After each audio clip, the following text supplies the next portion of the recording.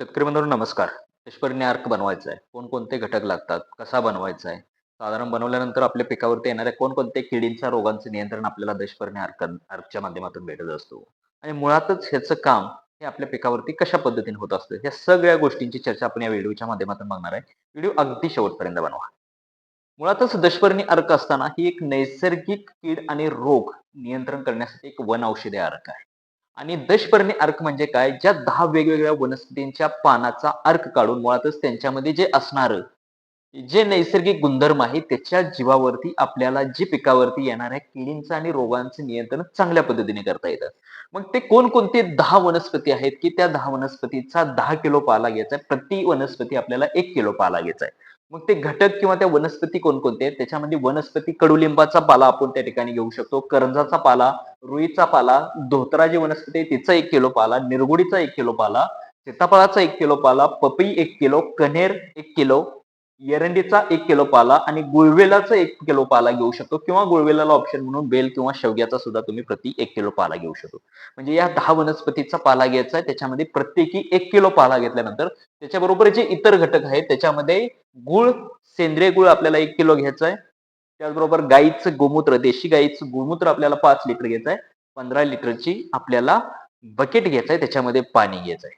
मग हे 10 घटक, पाला आणि हे राहिलेला गूळ आणि गोमूत्र आणि 15 लिटर पाण्याची बकेट घेतल्यानंतर आपल्याला हा जो दशपर्णी अर्क तयार करण्यासाठी जो लागणारा पाला आहे, तो शक्यतो आपल्याला सकाळी गोळा करायचा आहे. घेतल्यानंतर तो स्वच्छ पाण्यानं धुवायचा आहे आणि स्वच्छ पाण्यानं धुतल्यानंतर तो आपल्याला काय करायचा आहे, आपल्याला त्याचे मोठे तुकडे एकतर आपण खलबत्त्यामधून बारीक करू शकतो किंवा आपलं ग्राइंडर असते, त्या ग्राइंडरच्या माध्यमातून तुम्ही ते चांगलं मिक्स किंवा चांगलं कुटून जरी घेतलं आणि तो जो घेतलेला 15 पाल्याचा किंवा जो 10 पाल्याचा जो अर्क आहे, तो आपल्याला काय करायचा आहे, 15 लिटर पाण्यामध्ये टाकायचा आहे.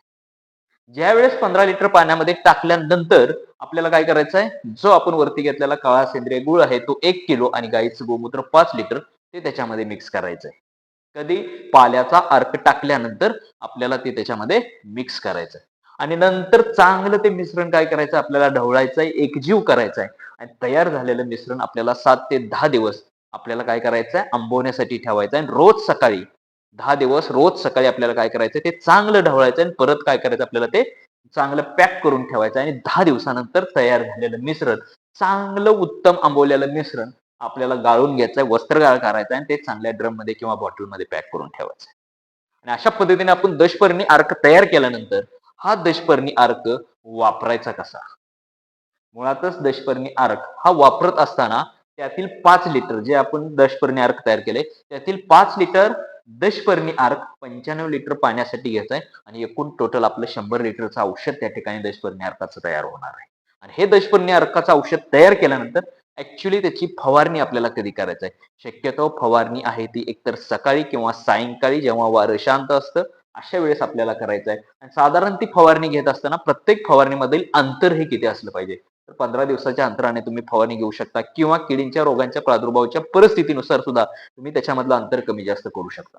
आता एकंदरीतच ह्या दशपर्णी अर्कचा आपल्या बहुतेक पिकावरती, मग त्याच्यामध्ये भाजीपालावर्गीय पिकं असतील, फळ पिकं असतील किंवा आपली रेग्युलर तृणधान्य पिकं असतील किंवा वेगवेगळ्या पिकांवरती किडींचा आणि रोगांचा प्रादुर्भाव होत असतो. त्याच्यावरती तुम्ही ते औषध वापरू शकता. प्युअर 100% नैसर्गिक औषध जे की कोणताही रेसिड्युअल इफेक्ट किंवा कोणताही अंश आपल्या फळावरती, भाजीवरती राहत नाही. मग आता ॲक्चुअली ह्या दशपर्णी अर्कचं आपल्याला कोणकोणत्या किडीवरती आपल्याला चांगला परिणाम दिसून येतो? तर त्याच्यामधली मोस्टली अळी असेल, जे आपल्या पिकावरती येत असते.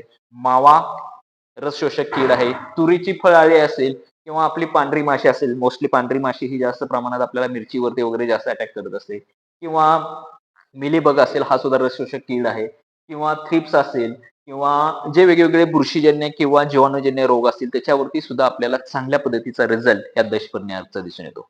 आता एकंदरीतच ह्या दशपर्णी अर्कचे फायदे आपल्याला कोणते दिसून येतात? त्याच्यामधलं कीडवरती किंवा रोगावरती आपल्याला प्युअर नैसर्गिक उपाय म्हणजेच कोणताही केमिकलचा वापर न करता प्युअर नैसर्गिक उपायाच्या माध्यमातून आपण दशपर्णी अर्कच्या माध्यमातून किडी रोगांचं नियंत्रण करू शकतो. त्याचबरोबर पिकांची वाढ असेल, फुलधारणा असेल, फळधारणा असेल त्याच्यामध्ये आपल्याला वाढ झालेली दिसून येते. पानांचा रंग असेल, चकाकी असेल किंवा पानांची चमक आहे ती चांगल्या पद्धतीची आपल्याला सुधारलेली दिसून येते. एकंदरीतच पिकामध्ये उत्पादन असेल आणि त्या उत्पादन झालेल्या मालाची आपल्याला गुणवत्ता त्या ठिकाणी वाढलेली दिसून येते. रासायनिक कीटकनाशकांचा वापर असेल, त्याच्यावरती होणारा खर्च असेल आणि एकंदरीतच त्याचा रेसिड्युअल इफेक्ट्स असेल, ते सुद्धा आपल्याला ह्याच्या माध्यमातून कमी करता येते. आणि मुळातच देशपर्णी अर्क असताना हा पर्यावरणपूरक आणि नैसर्गिक कीड नियंत्रण आणि मातीसाठी एकदम सुरक्षित असणारा आहे. आता ह्याची फवारणी करत असताना शक्यतो फवारणी करताना कोणती काळजी घ्यायची आहे? तर त्याच्यामधलं फवारणीपूर्वी द्रावण आहे ते चांगलं गाळून घ्यायचं आहे.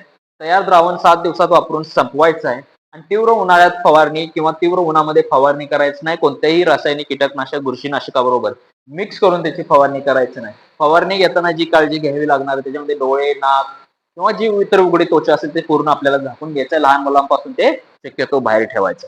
आणि याची साठवणूक करत असताना गाळलेला अर्क शक्यतो स्वच्छ बाटलीमध्ये किंवा ड्रममध्ये सावलीमध्ये ठेवायचा आहे. 3 ते 6 महिने चांगल्या पद्धतीने तो आपला दशपर्णी अर्क सुरक्षित राहू शकतो. आणि ही एकंदरीत गोष्टी आपल्याला दशपर्णी अर्कच्या माध्यमातून आपल्याला दिसत असतात. या सर्व गोष्टींची चर्चा आपण या व्हिडिओच्या माध्यमातून केली आणि असंच शेतीवरती, कृषीवरती, वेगवेगळ्या भाजीपाला वर्गीय पिकावरती, फळझाड पिकावरती आपण असेच नवनवीन तंत्रज्ञान, नवनवीन गोष्टी आपण आपल्या YouTubeच्या माध्यमातून असेल, Instaच्या माध्यमातून असेल, Facebookच्या माध्यमातून असेल, महाराष्ट्राच्या कानाकोपऱ्यातील शेतकरी बांधवापर्यंत पोहोचवण्याचं काम करत असतो. आणि अशाच नवनवीन गोष्टी पाहण्यासाठी आजच आपल्या YouTube चॅनलला लाईक करा, शेअर करा, सबस्क्राईब करा. धन्यवाद.